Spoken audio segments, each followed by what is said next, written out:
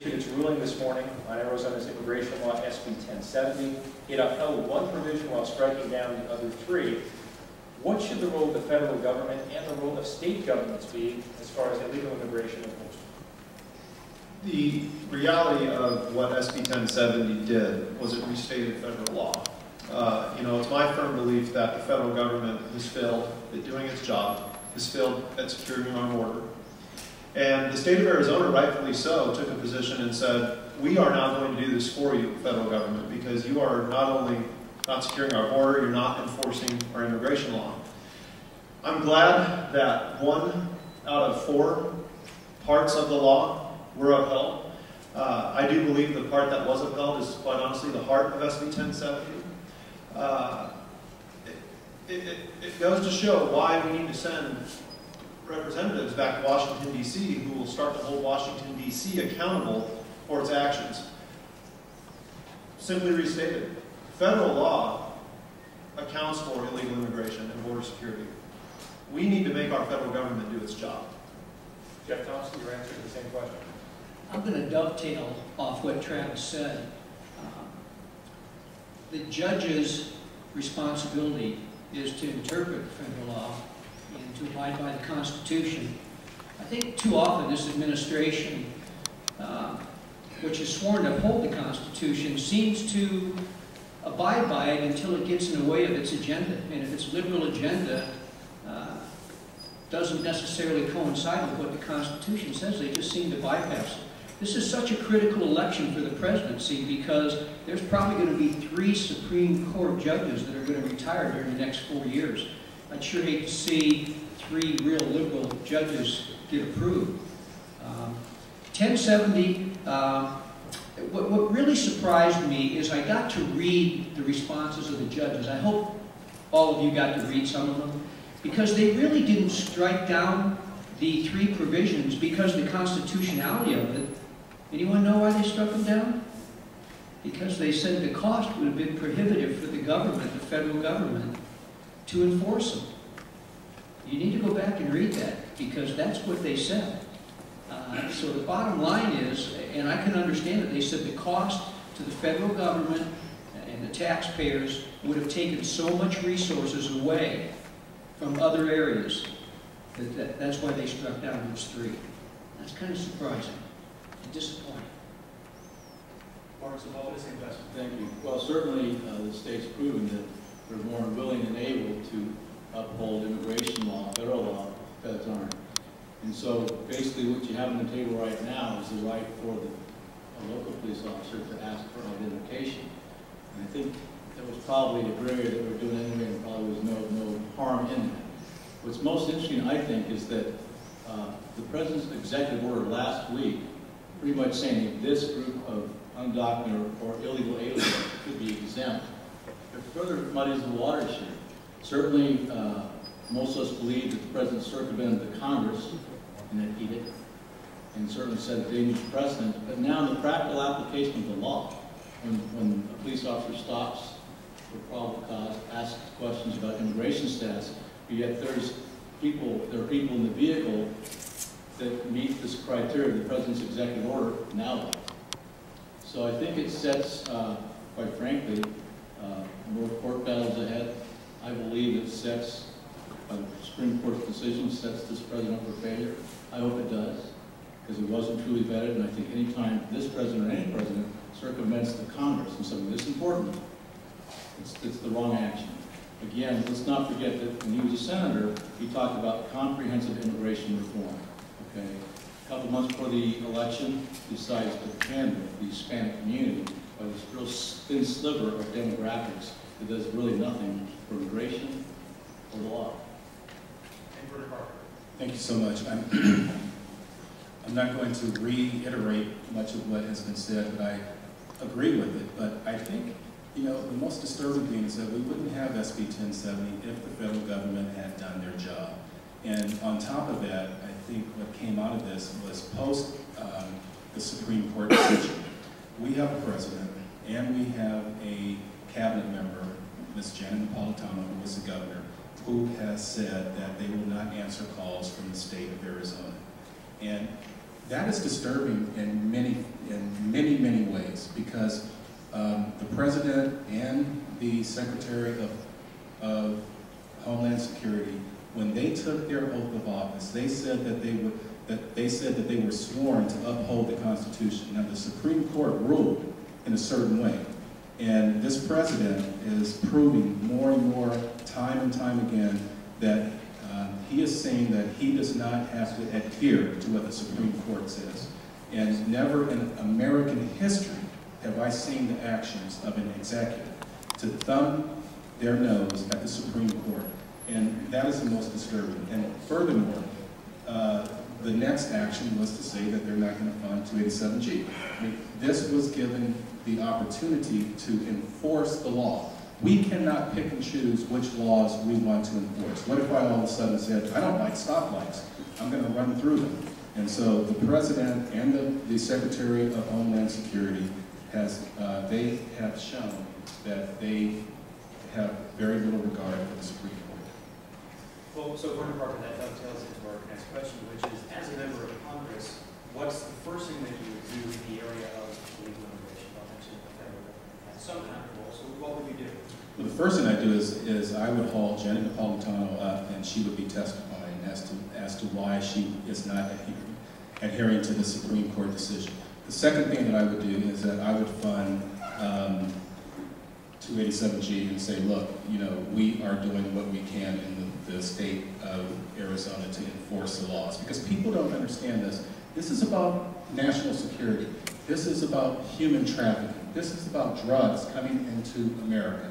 And we must do everything that we can to protect this country and to make sure that we have a secure border. And if the Obama administration failed, then what I would do is that I would have a block grant taking the money back to the states to say that we would handle it a different way. Marcus, same question. Sure.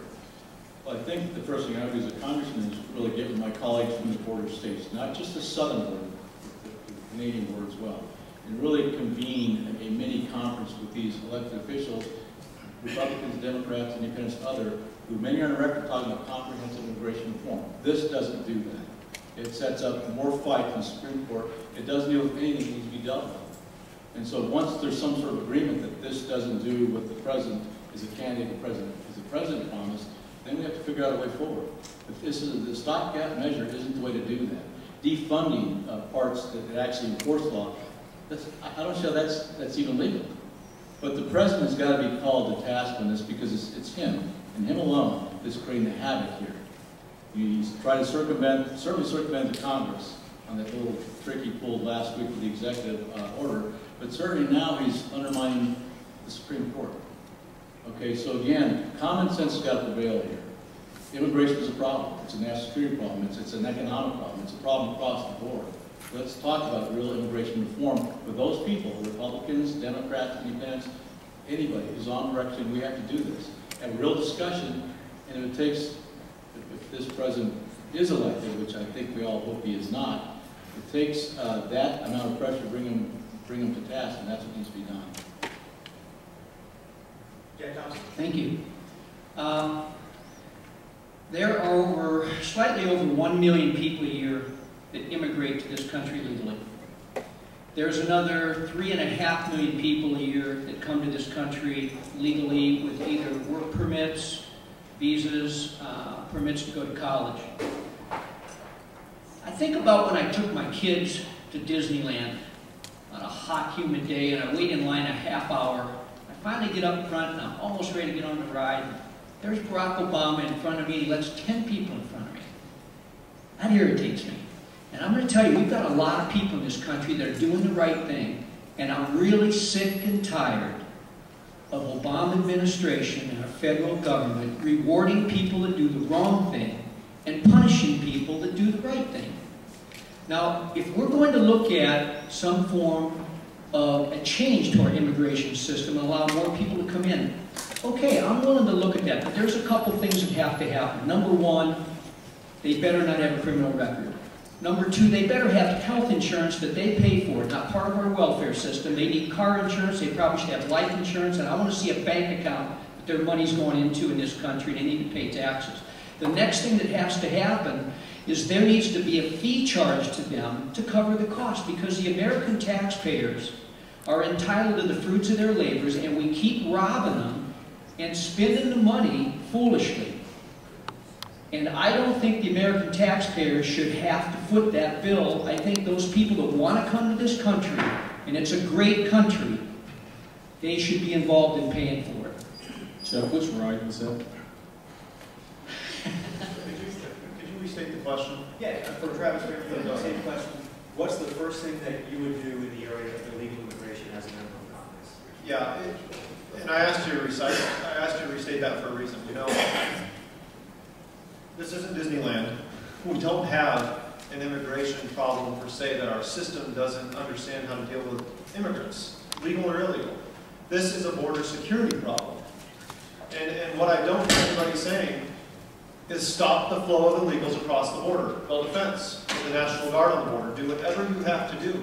Put technology on the border that tracks people crossing into our country illegally. And I mean north or south. It happens on both sides. You know, the reality is we can secure borders between North and South Korea. We can secure borders all over the world. There is no excuse and no reason we should not be able to secure our own border.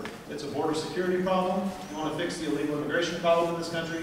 Stop the flow across the open border. Mr. Grant, I'm glad you brought that up. I'm going to start with Jeff Thompson on this next question. What to you constitutes a secure border? We always hear secure border. Is it to you a certain number of people coming in, a certain number of people being left out? How would you define it? Several things. First of all, safety. If you've been down there, which I have been down there, those ranchers fear for their life. They won't go out by themselves. They can't let their family go out by themselves. You know, I think to the young lady that was a student from the University of Arizona that was down there, and she was out camping out doing a research study for one of her classes, and the first night she saw so many groups of people coming through with AK-47s, she feared for her life, and she packed up and left. It's not secure. There has to be safety. We have to be safe in our country, number one. You know, one of the things that I've said, and these guys have heard me say it many times, is we have so many troops around the world that we cannot afford to have.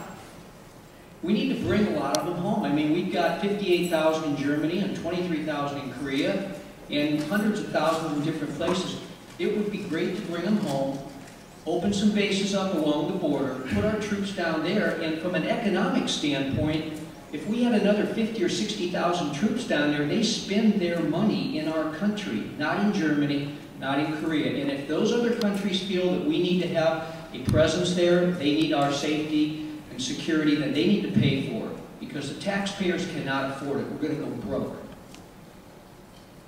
Mr. Barkley, let's have you go next. Sure. The question was, what is a secure border? Just go to Mexico. They secure theirs. And go to North Korea. They secure theirs. America is, well, we secure theirs, right, Travis? But America is the only country where it is frowned upon that we want a secure border. This is not about race. This is not about color. This is about national security. This is about protecting against human trafficking. This is about keeping drugs away from our children. And so a secure border is just like your own home. You know, if someone can just walk into your home unannounced, and you say, okay, here you go, here's my bedroom, here's my kitchen, do whatever you want.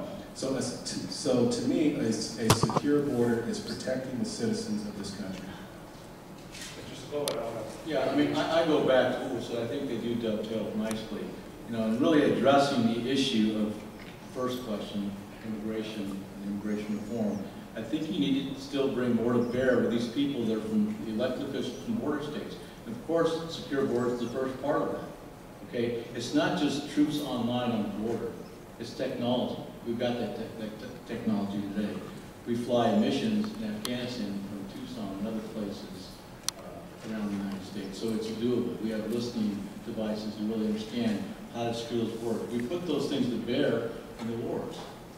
And we secured the border between Syria and Iraq, between Pakistan for the most part and Afghanistan, between Iran and Pakistan.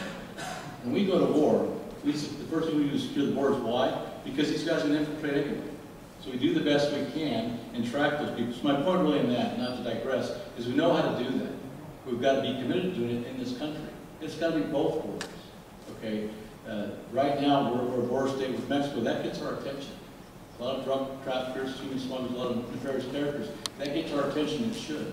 But it's got to be a holistic approach to this immigration issue, and the first one is to secure the borders. Quite frankly, after that, it's got to be to engage the government of Mexico with these characters that if we do nothing to help them, we'll topple their government. So the last thing I think we want as Americans, and certainly as Southwesterners or Arizonans, is a third world country that's a failed state because these people that travel across the border are there that are on the very government of Mexico. So it's not just a couple of things, it's a holistic, comprehensive approach. That's right. So what is a secure border? I like to approach it from this angle. What a secure border is not. Okay. I had a trip, I took a trip in mid-April down to the border with a supporter of mine. We flew down, actually the helicopter, we went to Douglas, Arizona. We flew the entire border fence, or what portions of the border fence are actually there, from Douglas to Sierra Vista. And here's the reality of what is not a secure border. On every side of every town, there's about 20 miles of fence. And it's high fence. It's 15 to 18 feet high. Can't climb it. And sure enough, you see a white Suburban or a white pickup truck about every 2 or 3 miles. As you get more than 25 miles away from these towns, you start seeing one vehicle about every 50 miles. And then you see a fence that is a barbed wire fence in some places. Or a low to the ground, one steel post type fence that I could step over with no effort. And we actually landed and took pictures of this. We got on the ground near a station and we talked to the Border Patrol folks and the ICE folks.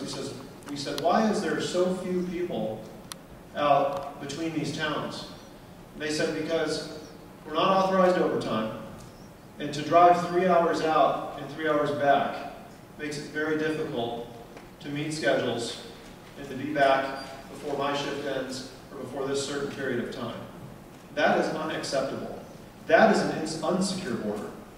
A secure border would be a border where you saw the same presence from start to finish, regardless of whether it was on the northern border with Canada or the southern border with Mexico. What we have today is an unsecured, open border. Before we end immigration, I'm curious, how important to each of you is Arizona's relationship with Mexico? Mexico is Arizona's biggest trading partner. How much should the U.S. be working with Mexico in dealing with issues like illegal immigration, human smuggling, drug smuggling, things like that? Mark's a little bit of a Sure, absolutely. If we don't engage the government of Mexico in helping them combat the terror that they look at on a daily basis, from the narco-terrorists, from the human smugglers, and all the other nefarious characters, they'll become a failed state. Plain and simple. When I look at all the money we give to Pakistan, to Iraq, to Afghanistan, and think they're not failed states already, and yet we don't even pay attention to our neighbors to the south. Okay, to not do that is unconscionable because they are a trading partner. Right now, I think we trade somewhere between $5 and $6 billion. That's not a good economy here or there. Texas does 10 times that amount at least. Okay, and it's the same economy they're dealing with. So they've focused on Mexico as a trading partner, and that certainly is what they are. So I think to help them combat those, I'll just call them nefarious characters, so many different facets of that, even some of the politicians who represent those factions or cartels, we need to do that. Because if they're a failed state, we're not safe here. We're not safe here. If, conversely, if we help them achieve what they need to and become prosperous, the economy flourishes on both sides of the border. When jobs are created in Mexico, guess what happens to illegal immigration? It goes down. Also, jobs are created here. Commerce between the two countries takes off. So it's in our best interest to partner with Mexico on a whole host of things and treat them as a true ally, a true neighbor, and understand at the end of the day that if we help them right their government and fight what's going to threaten them right now to become a failed state, we do ourselves a lot of good on the national security side, the commerce side, and again, this issue of illegal immigration is going to be less, not more. Vernon Parker, same question for you. No, that's a very good question because, look, if they fail, we fail. And we must be partners. And the common cause is to eradicate the evils that are going on the border. I went to school in Mexico because I wanted to learn the language. I lived with a family. They didn't speak a word of English, but I did it voluntarily because I wanted to be a part of the culture. But I'll tell you this, and I'll keep this answer very short because it is a very simple answer. If we succeed, they succeed. If we fail, they fail. We must be partners in this together. Travis Grantham, how important is Arizona's relationship with Mexico? How much should the U.S. be working with Mexico on issues like illegal immigration, human rights? I think it's one of our most important relationships. I think if not the most important relationship we have with another country in the world.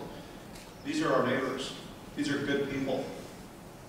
They have a rich heritage in this country.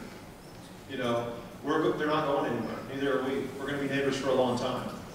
And quite frankly, I'm surprised they even give us the time of day, considering what do we do as a country and what does our federal government do? We sell weapons to their cartels, and those weapons are used to murder citizens of their country as well as citizens of our country.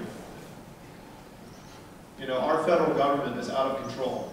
Mexico should be, and in my opinion, quite frankly, is one of our strongest allies and partners in the world.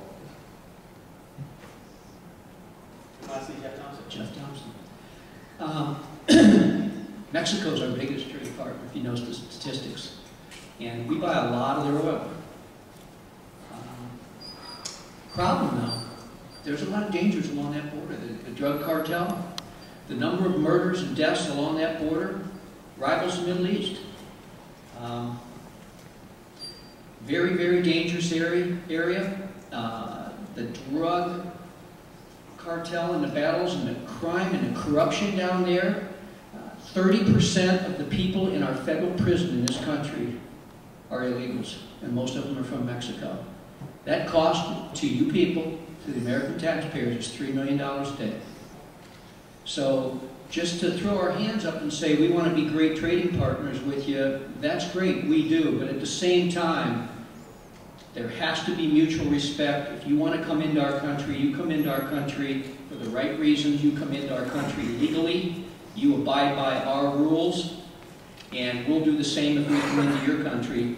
But the bottom line, the amount of deaths and things that are going on, I mean, my gosh, the one town, Laredo, Texas, how many sheriffs have been murdered down there? I'm not sure. I think for a 3-year period there, I don't think any of them lived more than 30 days before they were murdered. We have got to have strong security and mutual respect across that border, and whether you like it or not, it's a third world country, and it's very corrupt. And we have to know that going in, and we have to deal from strength on our side. Travis Grantham, unemployment remains very high. What kind of jobs would you try to bring to the district and Arizona as a whole? Well, it's an interesting question. I don't think as a representative serving in the U.S. House I can say that I can create jobs. You know, I'm a constitutional conservative. I understand what a representative republic is. You have to get federal government out of the way and allow the job creators in the private sector to do what they do best in this country, and that's create jobs. I'll tell you what I could do. I could introduce a one-liner piece of legislation that says lower the corporate income tax rate in this country to 5%. Or completely do away with the corporate income tax in this country, the highest in the world. Our corporate income tax is the highest in the world, and we're the freest market. It's not right. So what we have to do as representatives, in my opinion, and working for all of you in this audience, is go to Washington and stop this intrusive federal government from actually getting in the way of the private sector creating jobs. Jeff Thompson. Well, I have to disagree a little bit with Travis. I agree on one thing. The government does not create jobs. They create an environment for job creation. But what we do as representatives back there, our ideas can help create jobs. First of all, the amount of regulation is intrusive to business owner. Dodd-Frank has a few good provisions, but as a general piece of legislation, it's way too intrusive, and it inhibits job creation. Sarbanes-Oxley needs to be repealed also. Some good pieces in it, but there's too many bad pieces as a piece of legislation. There's so many business people out there that are on the sidelines right now. I just talked to another one today, and he said, I would go in business in a heartbeat. but there's so much regulation, there's so much red tape, it's not worth the investment I have to make. That risk is too high for my return. Remember, business owners go out in the marketplace to go into business. They have to go down to the bank and pledge personal assets to borrow money to start a business.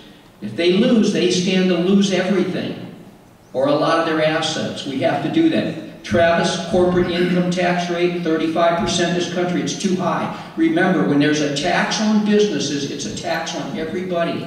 All the people, because your cost for goods and services gets passed on. That tax gets passed on. You pay more for goods and services.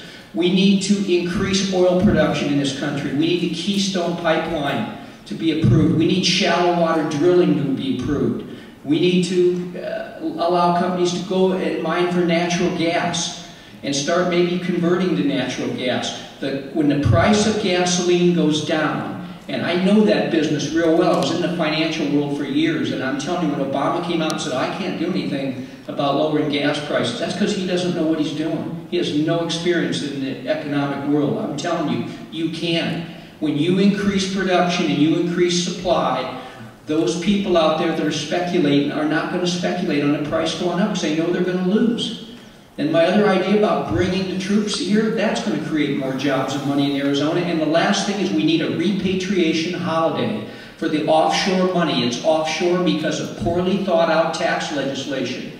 And instead of charging them 35% to bring it back in this country, let's allow them to bring it back in with no tax, with the stipulation that 25% of what they bring back in, they have to spend on job creation.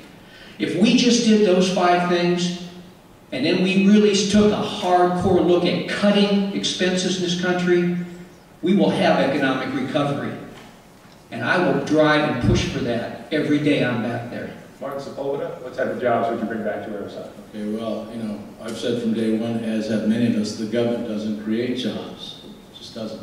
Anybody that says that, they're using your money to do that, so it's really not a job creator. The first thing you do, though, is you work as a public official. You work with the private sector. Ask them what they need to enhance their investment. We've got a great, track record in Chandler of doing that.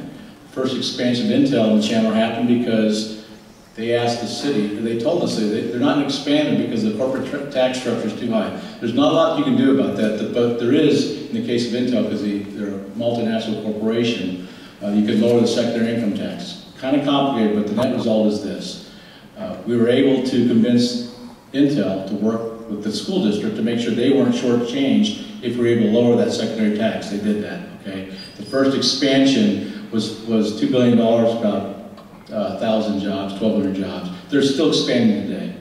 Bottom line is the private sector worked with the school district, and we were able to lower taxes because they had an agreement that they, Intel in this case, would make the public schools whole. They wouldn't, they would actually offer hardware, tutoring, all sorts of things that was required. But more to the point, corporate income taxes is too high. There's talk about 25 to 20%. It's got to be a lot lower than it is. The second is regulation. Get rid of a lot of the burdensome regulatory environment because that stops jobs. The Keystone XL pipeline is a great example. It's ready to go right now except for the permits, okay? I think the middle class, we have to look at eliminating taxes for the middle class when it comes to interest, dividends, and capital gains tax. Why? Because most of the jobs created in the United States are from or created by the middle class or small business owners. 2 other things real quick. SkySong is a great example. They have an incubator system set up there. When technology is developed at the university system, they go to SkySong and further develop that technology. They look for venture capital. And once it becomes viable, they spin it out. Very little cost to taxpayers. But if that company makes sense in the private sector, they're successful. The last thing is we have to encourage more manufacturers to export. When you have manufacturers that export from the United States, jobs are created here, the product sent offshore is bought, not here, the money comes back to the United States. So there's some multipliers that we have to be very familiar with and really insist on, quite frankly. The first would be reducing corporate income tax, and the last thing is this. Government, can't ever forget this, government doesn't create jobs, it's the private sector. But elected officials certainly can partner with the private sector to understand what they need to do to be successful. And Vernon Parker, please. Thank you. I'm going to say something that you may find very interesting. You know, I sleep like a baby knowing that Barack Obama is our president. I wake up every 2 hours crying. And I cry because of this. I cry because we have 5.4 million Americans who have exited the workforce since he became the president. I cry because we have 70% more people on welfare, a total of 45 million Americans. And I will tell you this, government does create jobs. We're creating jobs in China, we're creating jobs in India because we're driving business away from America. We're driving business away from America because we have the highest corporate income tax in the world, and we have regulations, we have bureaucrats, mindless bureaucrats who sit behind their desk and they create regulations that just turns away small business and turns away business, period. And what Congress should do is that Congress should examine the regulations that unelected officials pass all the time. And that is so, so important. But we must, as I think someone said, the corporate income tax is 35%. By the end of the year, it's going to be 39%. And when the Bush tax cuts go away, we will see the largest tax increase in American history. We must, in order to bring jobs back to America, we must be competitive. And being competitive means we must lower the corporate income tax rate, and we must also handle tort reform and mindless regulations that are being passed by unelected officials. More questions in just a moment. This is the 9th Congressional District Republican Candidate Forum.